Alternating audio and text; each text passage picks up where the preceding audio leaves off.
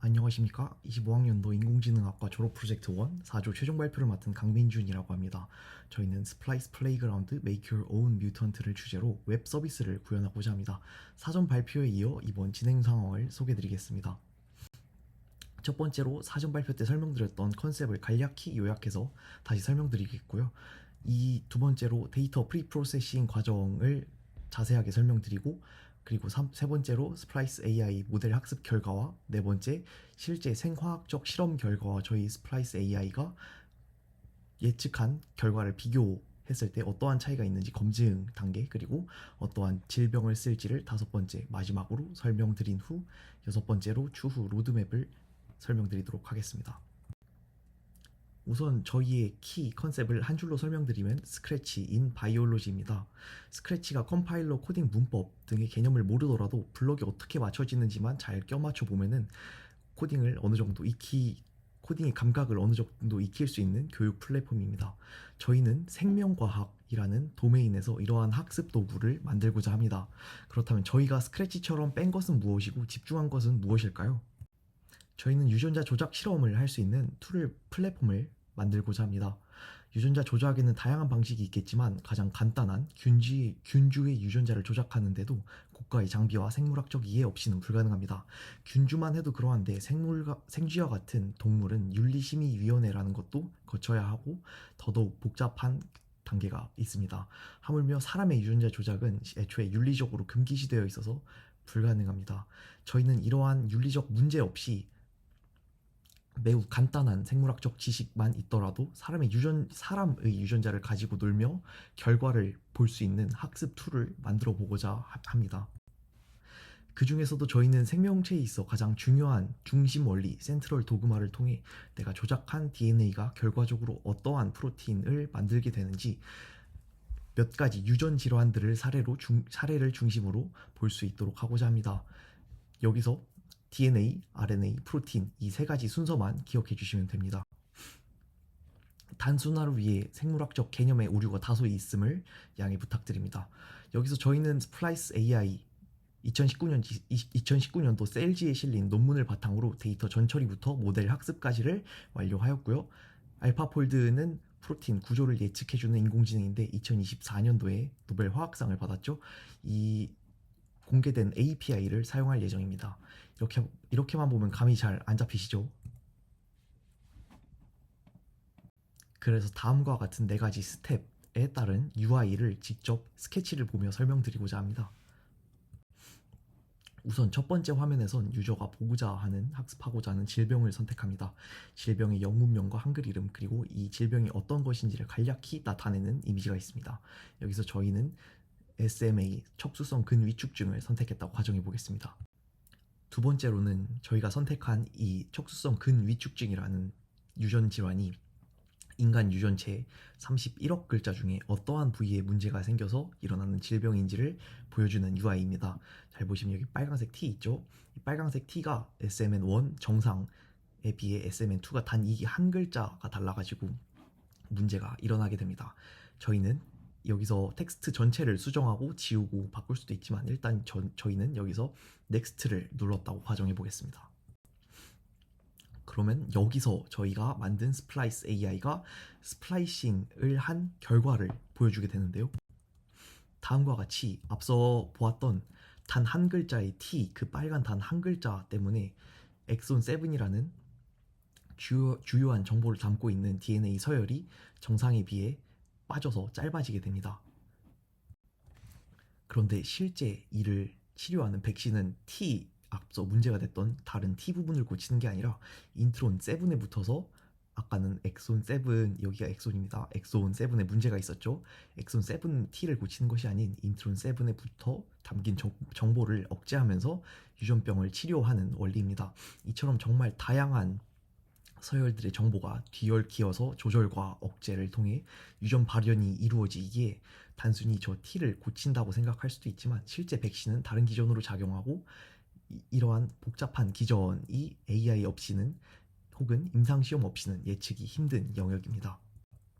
그럼 다시 돌아와서 저희가 이 RNA를 가지고 각각 프로틴을 만들어 본다면 어떤 결과가 나오게 될까요? 이를 알파폴드가 예측하게 됩니다. 왼쪽이 아까 앞서 보았던 정상, 그리고 오른쪽이 비정상, 엑손 7이 스킵된 비정상인데요. 한눈에 보아도 단백질의 구조의 차이가 보이시죠? 여기서 저희는 이 3D 모델을 돌려도 보고 저장해보며 저장도 가능하고, 이 정상과 비정상, 유저가 만든 비정상 간에 어떠한 차이가 있는지를 퍼센테이지로 나타낼 수 있는 기능 또한 추가할 예정입니다. 데이터 전처리를 설명드리기 앞서서 데이터 전처리부터 인공지능 모델 검증, 제작까지 스플라이스 AI 논문의 모든 과정에 있어서 이번 학기 서울대 생명과학부에서 생물정보학 그리고 RNA 바이올로지를 연구하시는 백대현 교수님의 지도를 이번 한 학기 동안 받았습니다. 참고 부탁드립니다. 저희가 참고한 셀의 스플라이스 AI 논문입니다. 데이터셋은 크게 두 개로 구성이 되어 있는데요. 첫 번째는 GTF 파일로 인간 유전자에 어떠한 것들이 있고 어떤 특징들이 있는지, 길이는 또 어느 정도인지를 설명해 놓은 테이블 데이터입니다. 두 번째는 인간의 전체 유전자, 홀 지놈이라고 하죠. 31억 글자에 달하는 인간 전체 유전 서열이 담긴 텍스트 파일을 사용합니다. 앞선 GTF 파일 테이블 데이터를 보고 이 텍스트 파일에서 31억 글자 중에 저희가 필요한 부분이 어딘지를 잘라서 쓰게 됩니다. 학습 데이터 처리의 자세한 과정은 도식도로 나타내 놓았습니다. 이 부분은 생물학적 지식이 필요하고 과정이 다소 복잡하기에 설명을 생략하고 넘어가도록 하겠습니다. 마찬가지로 데이터 처리를 나타내 놓은 플로우 차트입니다. 자세한 설명은 생략하도록 하겠습니다. 스플라이스 AI 모델에 대한 간략한 설명입니다. DNA 시퀀스를 받아서 1D 컨볼루션을 사용해서 액셉터, 도너, 리더, 어디가 잘릴지 잘리지 않을지를 예측하는 세 가지 클래스, 3클래스 클래시피케이션을 수행하는 모델입니다. 논문에 나온 모델입니다. 저희는 이중 스플라이스 AI 10K 만가지 서열을 예측할 수 있는 가장 큰 모델을 학습시키고 사용하였습니다. 저희 모델의 학습 결과입니다. 3클래스 클래시피케이션이라고 말씀드렸는데 그 3클래스의 예측 정확도가 어느 정도인지를 나타내주는 그래프이고요. 논스플라이스가 액셉터, 도너에 비해 잘리지 않아야 되는 부위죠. 당연히 다 잘리면 안 되니까 잘리지 않아야 되는 부위의 클래스가 도너, 액셉터, 잘려야 되는 부위에 비해 한 1000배 정도, 1000배가량 큰 심하게 치우친 데이터셋입니다. 저희 모델이 예측한 결과와 실제 어디서 잘리는지를 나타내서 간략하게 비교해본 그래프입니다.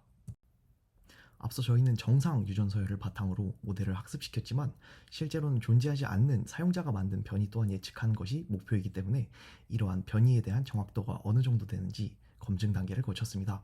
SNV라고 나와 있는데요. 다소 생소한 용어인데 생물학적으로 하나의 염기 서열이 바뀌었을 때를 의미하게 됩니다. 그리고 저희는 이 하나의 염기 서열이 바뀌었을 때 이것이 스플라이싱에 영향을 미칠지 안 미칠지를 예측하는 검증 과정을 거쳤습니다. 앞서 봤던 UI에서 척수성 근위축 중이 하나의 뉴클레오타이드가 바뀌어서 엑손 7이 결과에서 사라지게 되는 케이스라고 보시면 됩니다. 스플라이스 얼터링은 하나의 SNV가 스플라이싱을 바꾸는 것을 의미합니다. 여기서 엑손 7이 스킵된 것 또한 같은 맥락이죠. 이러한 데이터셋이 6834개, 그리고 하나가 바뀌었는데 영향이 없는 것이 1999개의 데이터가 있습니다. 생화학적으로 모두 검증이 완료된 데이터들을 모았습니다. 이 과정에 있어서 저희 인공지능 모델이 AU-ROC 0.9가량 그리고 AU-PRC 0.786 정도 가량으로 준수한 성능을 보여주었습니다. 그리고 마지막으로 저희가 가장 중요하게 사용할 유전자들인데요. 여기 리스트가 있는데 한번 참고해서 봐보시면 좋을 것 같습니다. 시작 인덱스는 이 염색체에서 이 유전자가 어디부터 어디까지에 위치하고 있는지를 나타낸 정보입니다. 그리고 역할과 이해와 관련된 이 유전자가 잘못되었을 때 나타내는 질병을 명시해 놓았습니다. 앞서 저희가 선택한 7가지 유전자에 대해 이 유전자가 이상이 있을 때 발생하는 유전 질환 환자와 정상 간의 예측값 변화를 시각화하였습니다. 이 또한 마찬가지로 SNV일 때 문제가 생기는 경우들을 시각화하였습니다. 여기 보이시는 회색 부분이 엑소온으로 사용되어야 할 정보 부분이고요. 이렇게 가느다란 라인이 잘려나가서 없어져야 할 인트론 부분입니다.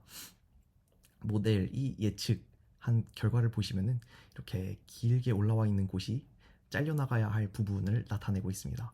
근데 보시면은 파란색이 레퍼런스 정상이고 주황색이 얼터네이티브 비정상인데, 여기 주황색만 특이적으로 튀어나와 있는 것을 보실 수 있습니다. 여기 중앙에 뉴클레오타이드 하나를 변형시켰을 때 이 중앙의 예측값이 인공지능이 예측하는 예측값의 결과가 바뀌게 된 것을 나타내 주는데요. 여기 원래 전체적으로 다 잘려서 없어져야 했을 부분에 엑손이 인트론에 없었던 엑손이 하나 생기는 결과를 초래하게 됩니다. 마찬가지로 인트론이 있었어야 할 자리에 엑손이 생길 것이라는 인공지능 모델의 예측 결과를 보실 수 있습니다. 이렇게 저희가 앞서 선택한 7가지 유전자에 대해 검증을 해보았습니다. 결과는 계속 이어지는 대로 다음과 같습니다. 앞서 확률이 높거나 낮던 0 아니면 1이던 결과들과 다르게 하나의 서열이 바뀌었을 때 확률이 살짝 애매하게 바뀌는 부분들도 있습니다. 이러한 경우 엑손 스키핑이 일어나는 돌연변이죠. 돌연변이가 어느 정도 일정 확률로 일어나가지고 이러한 돌연변이 단백질이 어느 정도 만들어지나 정상 단백질 또한 만들어질 가능성을 시사함을 볼 수 있습니다. 계속 이어서 결과 보여드리겠습니다.